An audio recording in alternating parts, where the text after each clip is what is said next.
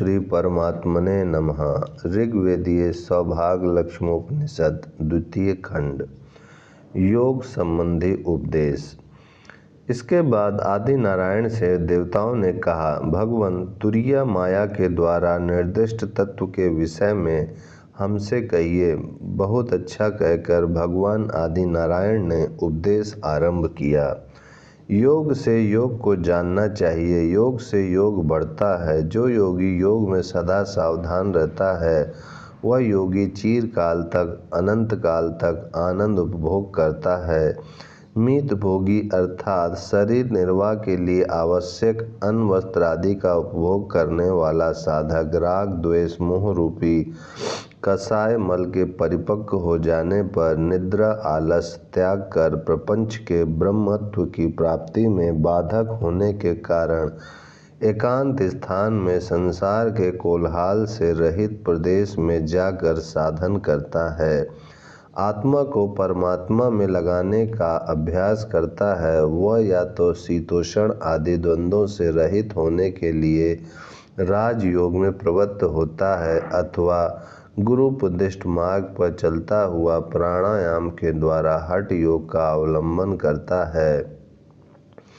तात्पर्य यह कि राजयोग और हठ योग के भेद से योग द्विविध है। प्राणायाम का अभ्यास करने वाले पहले मुख से वायु को खींचकर भीतर भरते हैं और नाभि प्रदेश से अपान वायु को जठराग्नि के कोष्ठ में खींचकर मुख के द्वारा खींची हुई वायु के साथ उसका संयोग कराते हैं। पश्चात अंगूठे अंगुलियों तथा दोनों हथेलियों के द्वारा दोनों कान नेत्र तथा नासापुटकों को बंद करके प्राणायाम के अभ्यास द्वारा तथा प्रणव का नाना प्रकार से ध्यान करके उसी में तल्लीन हुए योगी जन चैतन्य स्वरूप आत्मा का साक्षात्कार करते हैं। अभ्यास की एक और विधि है जो कान मुख नेत्र और नासिका छिद्रों को बंद करके ही की जाती है। वह है शुद्ध सुषुम्ना नाड़ी में प्रणव के विशुद्ध अनाहत नामक नाद को स्पष्ट सुनना। अनाहत चक्र में ध्वनि को सुनने पर नाना प्रकार के विचित्र घोष सुने जाते हैं और इस साधना के द्वारा साधक तेजस्वी हो जाता है। उसके शरीर में दिव्य गंध आने लगती है और स्वस्थ होकर वह दिव्य देह प्राप्त करता है। शून्य में अर्थात सुषुम्ना नाड़ी में पूरे मनोयोग के साथ ध्वनि सुनते रहने से आरंभ में ही जहाँ से वह सुषुम्ना नाड़ी आरंभ होती है उस मूलाधार चक्र में ही साधक योगवान हो जाता है।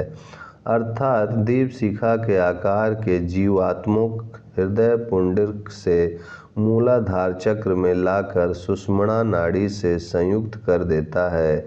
इस प्रकार इच्छा शक्ति की प्रेरणा से जब जीवात्मा सुषुम्ना मार्ग पर चलने लगता है तब द्वितीय अर्थात स्वाधिष्ठान चक्र को विघटित करके भेद कर उसी के मध्यस्थ छिद्र में से होकर प्राणवायु मध्यगा होती है अर्थात सुषुम्ना में प्रवेश कर जाती है। पद्मासन आदि पर स्थित हुए योगी का आसन दृढ़ होता है। उसके बाद विष्णु ग्रंथि अर्थात माया को जो तृतीय मणिपूरक नामक चक्र में रहकर अनेक कामनाओं का विस्तार करती रहती है, विच्छिन्न कर देने पर परमानंद की प्राप्ति संभव हो जाती है। शून्य अर्थात माया को लांघ कर उठता हुआ प्राणवायु जब नाड़ी के साथ संघर्षण को प्राप्त होता है तब उससे भेरी के समान ध्वनि सुन पड़ती है और तृतीय मणिपूरक चक्र को भेद कर चलने पर प्राणवायु से मर्दल ध्वनि अर्थात मृदंग जैसी ध्वनि होती है।